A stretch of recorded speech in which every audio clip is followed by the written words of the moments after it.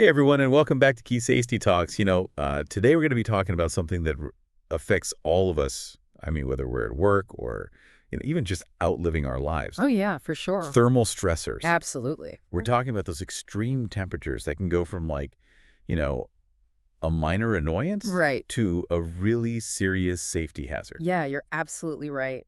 And it's not just, feeling a little too hot or a little too cold. These things can have a real impact on our health Yeah, and how safely we can do our jobs. exactly. And we're going to cover it all here. We're talking the whole spectrum from heat rash and cramps Uh-huh. to the really serious stuff like heat stroke and hypothermia. And I know you've got some really fascinating research on how our bodies react to these extremes. I'm So, happy to break it down. okay. But before we kind of get into the specifics, maybe we should just start with like a simple question. Okay. What exactly is a thermal stressor? All right, back to basics. I like it. It sounds like it's more than just uncomfortable I'd temperatures. say it is a thermal stressor is any environmental condition, whether it's hot or cold, Okay. that causes your body to work harder to maintain its core temperature. That ideal 98.6 degrees Fahrenheit. Right. That's crucial for all sorts of bodily functions. Got it. So if it's too hot or too cold, our bodies have to kick into overdrive to compensate.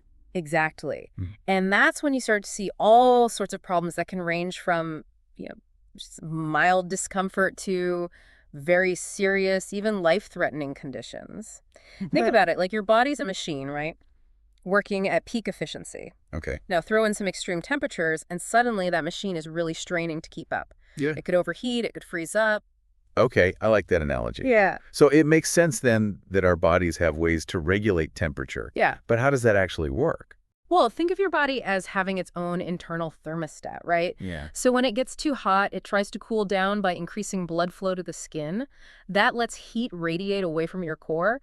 And of course, there's sweating. Right. As sweat evaporates, it takes heat with it.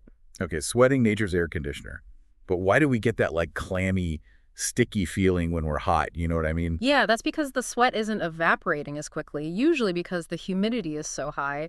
The air is already saturated with moisture, so your sweat just kind of sits there on your skin. It's like a sponge that's full of water. Exactly. It's like trying to dry off with a wet towel. Now, while evaporation is a key way we lose heat, it's not the only one. Our bodies also lose heat through radiation, like when you're standing near a hot object in convection, which is heat loss through the movement of air. So a fan blowing cool air on you would be convection. Precisely. And then there's conduction, which is heat transfer through direct contact, like if you touch a cold surface. All these mechanisms are constantly at work trying to keep our body temperature in balance. So what happens when it's cold? Does our body have a way to warm itself up? You bet it does. When you're exposed to cold, your body tries to conserve heat by reducing blood flow to the skin opposite of what happens in the heat, Uh-huh. and by shivering. Oh, the good old shiver response. It always feels like my body's trying to shake itself warm. It is. It actually is. Shivering is a way of generating heat through muscle activity. All those rapid muscle contractions burn energy, and that produces heat as a byproduct. So it's like our muscles are doing a mini workout to warm us up. Yeah, pretty much. Your body's really good at adapting to its environment, but sometimes even these amazing mechanisms get overwhelmed. And that's when you start to see those thermal injuries we were talking about. Okay, let's get into those specifics then. Let's Yeah. start with heat stress. We've all probably experienced it at some point. Well, Feeling sweaty, tired, maybe a little lightheaded. sure, yeah. Heat stress can escalate really quickly from those mild symptoms to a real emergency. We're talking about a range of conditions, starting with heat rash, which is basically that itchy skin irritation caused by trapped sweat. Ah, yeah. Then there's heat cramps, those painful muscle spasms that are often triggered by an electrolyte imbalance. Yeah, I've had those before. They're no joke. Yeah, they're not fun. But Yeah. then we get into the more serious conditions like heat syncope. Essentially, that's fainting due to overheating. Oh, wow. And it's not just about feeling faint, it can lead to falls and injuries, especially in workplaces with hazards like heights or heavy machinery. Right, so even seemingly minor heat stress can create some major safety risks on the job. Exactly. And that's why it's so important for employers to take this seriously and, implement those preventative measures. We'll talk more about that later. For now, let's move on to some of the even more serious conditions.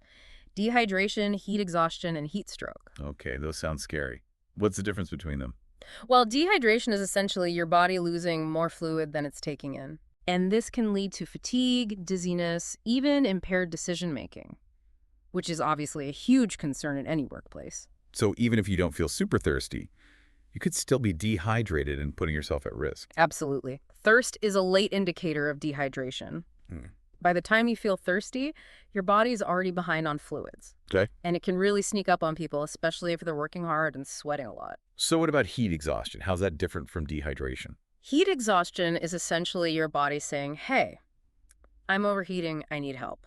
Hmm. You might experience things like heavy sweating, weakness, dizziness, nausea, headache, even cool, clammy skin. Okay. It's your body desperately trying to cool itself down. And if those warning signs are ignored, it can progress to heat stroke, right? Which is like incredibly dangerous. You're right. Heat stroke is a life-threatening medical emergency. Wow. It occurs when your body's core temperature rises to 104 degrees Fahrenheit or higher. That's hot. Yeah, the body's cooling system essentially shuts down at that point.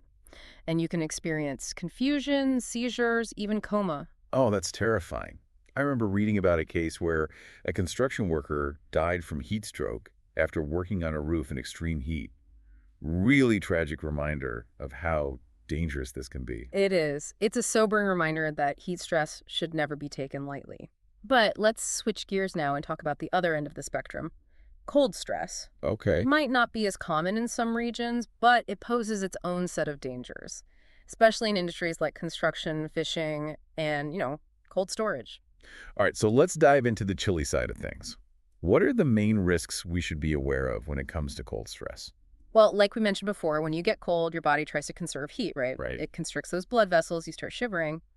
But when those defenses aren't enough, you start to see those cold-related injuries. Like those painful red bumps that you get on your fingers and toes. I think they're called chilblains, right? Yes, chilblains. They're more than just annoying. They're a sign that your blood vessels are struggling to regulate blood flow in the cold.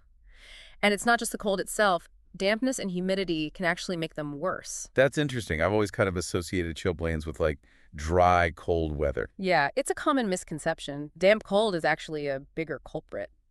And speaking of dampness, we can't forget about immersion injuries, the most infamous being trench foot. Trench foot, like what soldiers got in World War I. Exactly. Prolonged exposure to cold, wet conditions can cause some pretty serious damage to the feet.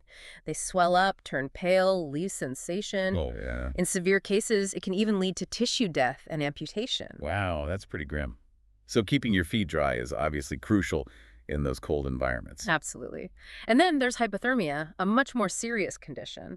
This is when your core body temperature drops below 95 degrees Fahrenheit. I know hypothermia is dangerous, but can you explain why? Like what's actually happening in the body? Sure, as your core temperature drops, your bodily functions start to slow down. Your heart rate, breathing becomes slower, thinking gets fuzzy. Oh, wow. You become clumsy, disoriented. In severe cases, it can lead to coma and even death. So it's not just about feeling cold, it's about your body, like shutting down. Exactly. And what's scary is it can happen gradually without you even realizing how serious it's getting.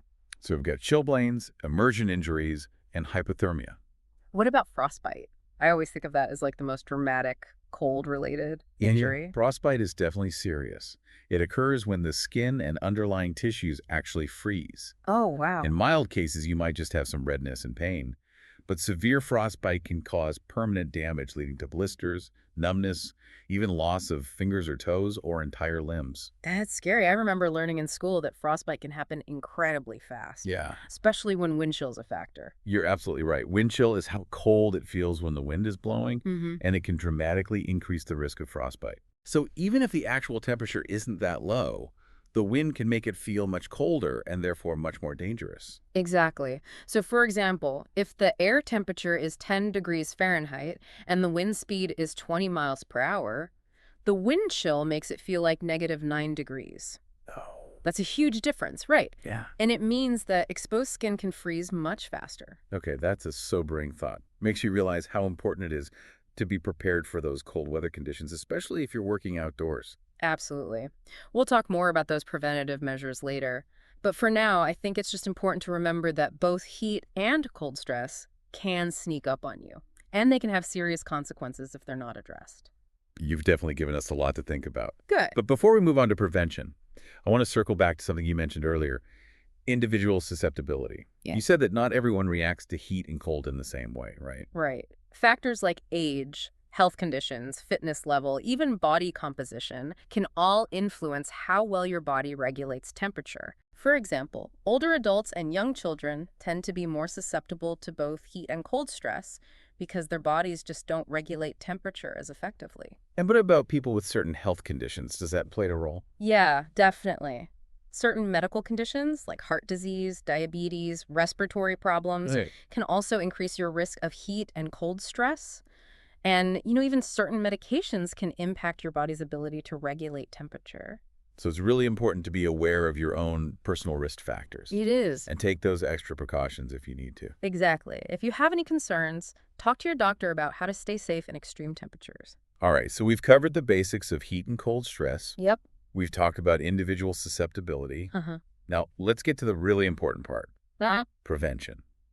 What can we do to protect ourselves and our coworkers from these thermal hazards? That's the key question, right? And luckily, there are a lot of effective strategies we can implement, Okay, from engineering controls to personal protective equipment and training. let's unpack those, starting with engineering controls. What exactly are they? Engineering controls are modifications to the work environment itself Okay, that help reduce exposure to thermal hazards. so things like better ventilation systems to remove hot air? Yep. Or heat shields to block radiant heat? You got it. And on the cold side, you might have heated shelters, insulated workspaces, or even radiant heaters. So it's all about modifying the environment to make it safer for workers. Exactly. But sometimes you can't completely control the environment, especially for outdoor work. Right. And that's where those administrative and work practice controls come in. These are strategies and procedures employers can implement to help their workers stay safe. So things like scheduling work during cooler parts of the day, Right. providing more frequent breaks, Uh-huh. and making sure workers have access to shade or warming stations. Exactly. And one of the most important administrative controls is acclimatization. Acclimatization. Tell me more about that. Acclimatization is the process of gradually adjusting to working in a hot environment.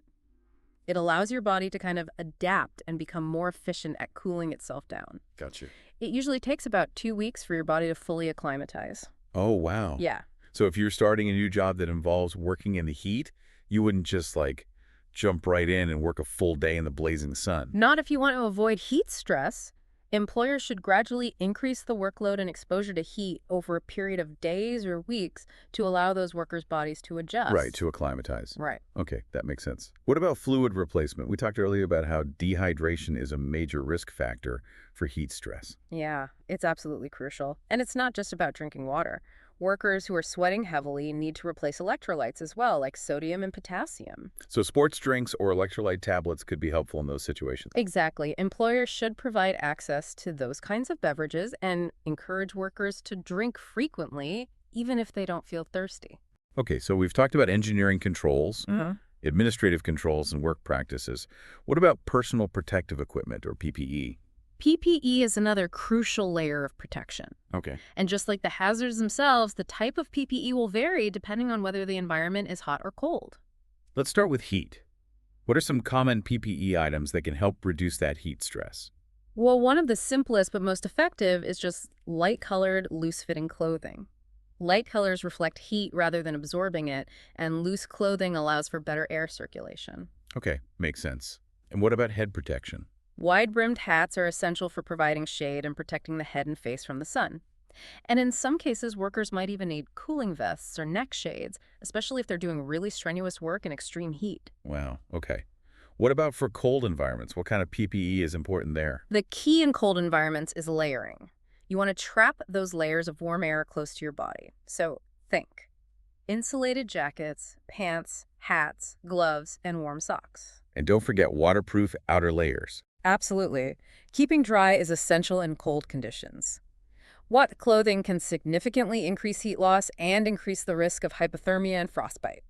All right, so we've got engineering controls, administrative controls, work practices, and PPE. That's a lot of tools in the toolbox. But let's not forget about training. Yeah, training is absolutely vital. Workers need to understand the hazards associated with heat and cold stress, Right. how to recognize the symptoms, and what to do if they or a coworker start experiencing problems. So employers should provide, comprehensive training that covers all these aspects. Exactly. And the training should be tailored to the specific work environment and the tasks being performed. So a construction worker might receive different training than someone who's working in a refrigerated warehouse. Exactly. Training should also include information on proper hydration, acclimatization procedures, how to select and use PPE and emergency response procedures. Okay, this has been super insightful. We're Good. going to keep talking about this after a quick break, Yeah. so stay tuned. We'll be right back to dive even deeper into preventative measures and real-world examples of how these thermal hazards can play out on the job. Sounds good. Stay with us. Welcome back to Key Safety Talks, everyone. Before the break, we were talking about the science behind thermal stressors and how they impact our bodies. Yeah, we covered some pretty heavy stuff, Mhm. from heat stroke to hypothermia. It's clear these aren't just minor discomforts. They're real hazards with, really devastating consequences. Absolutely. And those consequences aren't limited to just physical health. Think about it. When workers are struggling with heat exhaustion or they're, shivering uncontrollably, their ability to focus, to make decisions, to react quickly, it's all compromised. Right, so thermal stressors can actually lead to a whole cascade of safety risks on the job, Yeah. potentially increasing those chances of errors, accidents, and injuries. Exactly. Remember, safety isn't just about, avoiding that immediate physical harm. It's about creating a work environment where people can function at their best, both mentally and physically. Okay, that makes a lot of sense. So how do we create that safe environment? We talked about engineering controls, administrative controls, work practices, and PPE. Can you give us some real-world examples of how these preventative measures actually play out, on the job? Sure. Let's start with something like a construction site on a scorching summer day. Okay. An example of an engineering control could be as simple as providing shaded break areas for workers.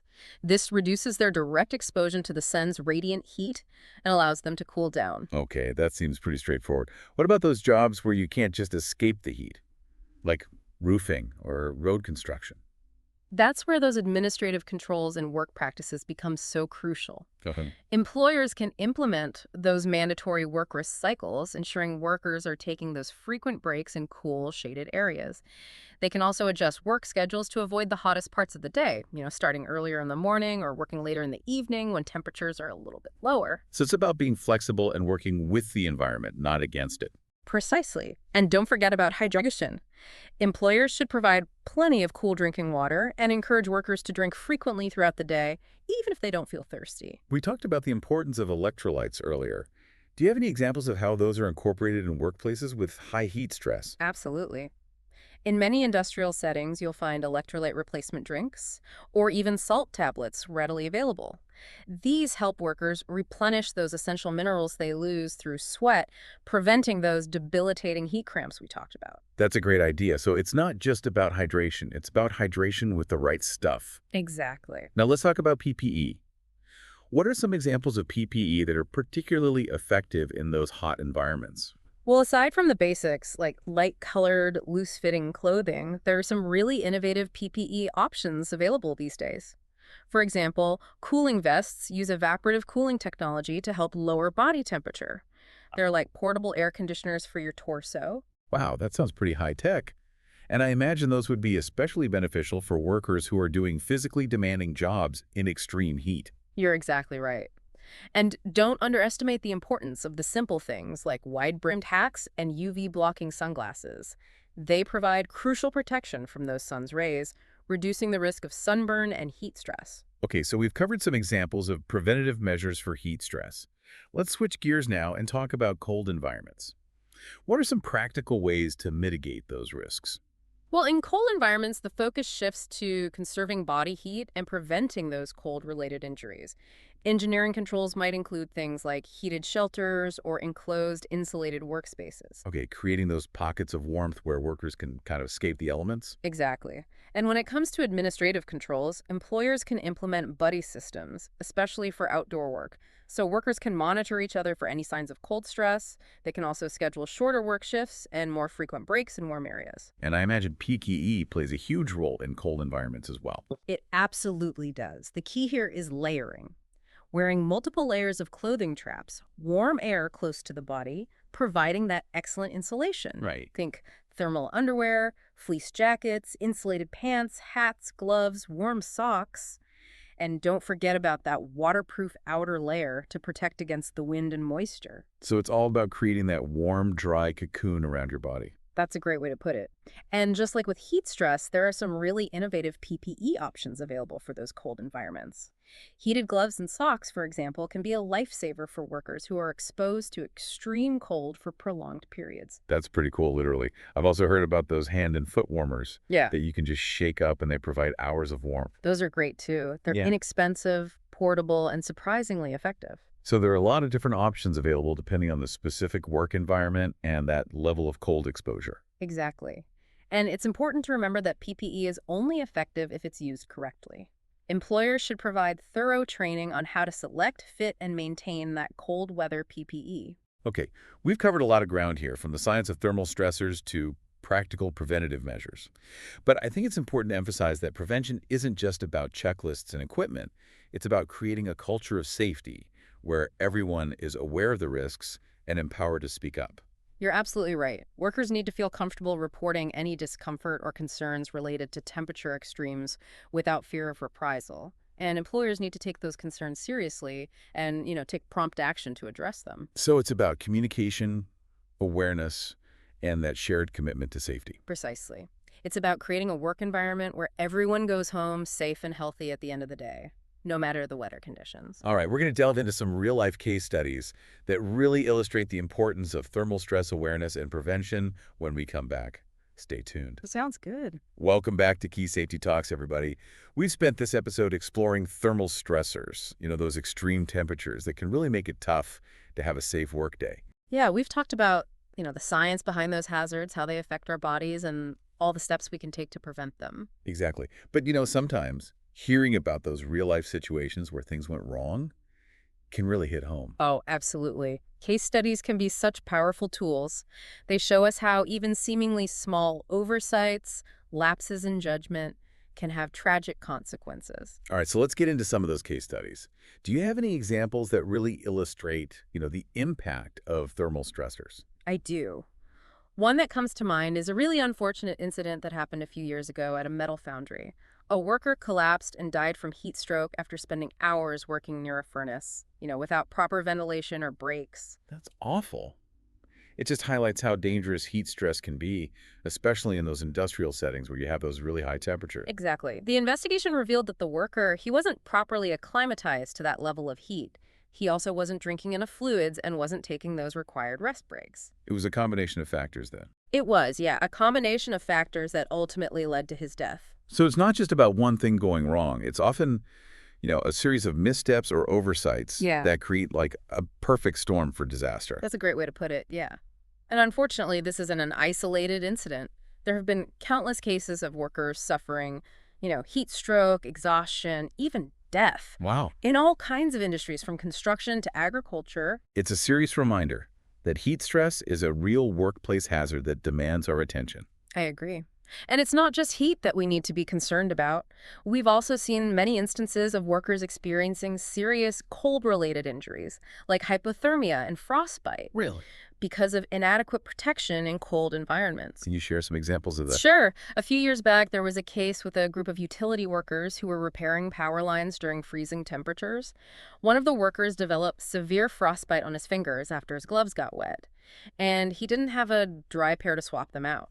Yeah, it's a reminder that those seemingly small things like wet gloves can turn into a major issue quickly in cold weather. They can escalate fast. And what's interesting is the worker in this case didn't even realize how cold his hands were until it was too late.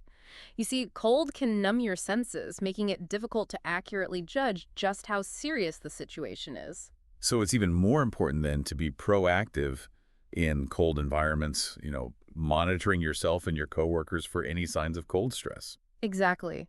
Don't wait until you feel numb or you're shivering uncontrollably. Take preventative measures early on. Dress warmly in layers, keep those extremities covered, and take frequent breaks in a warm area. These case studies have been really eye-opening.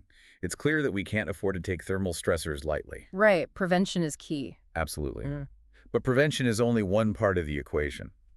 We need to also talk about what happens if someone is already showing those signs of heat or cold stress. That's a great point. What are those first steps someone should take if they see a coworker, exhibiting those symptoms? Well, the most important step is recognizing those signs and symptoms of both heat and cold stress. Yeah.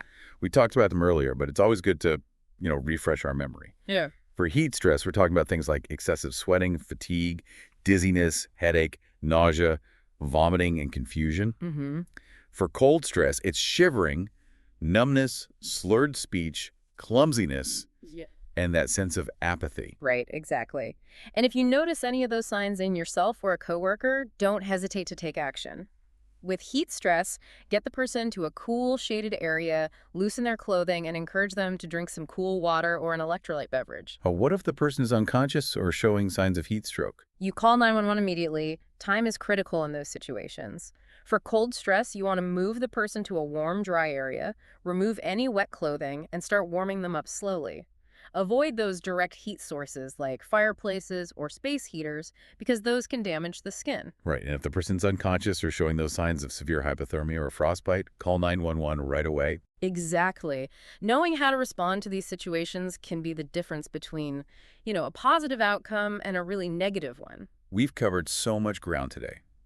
From the science behind thermal stressors to the practical steps we can take to prevent them, and even those real-life examples that really bring these hazards to light. I agree. It's been a really insightful conversation. I hope our listeners feel equipped to create safer work environments for themselves and for their coworkers. I hope so too. Remember, safety is a shared responsibility. Exactly. By working together, communicating openly, and staying informed about the risks, we can help prevent these thermal injuries We can. and make sure everyone goes home safe and healthy at the end of the day. Well said. That's all the time we have for today, but thanks for joining us on Key Safety Talks. Until next time, stay safe out there.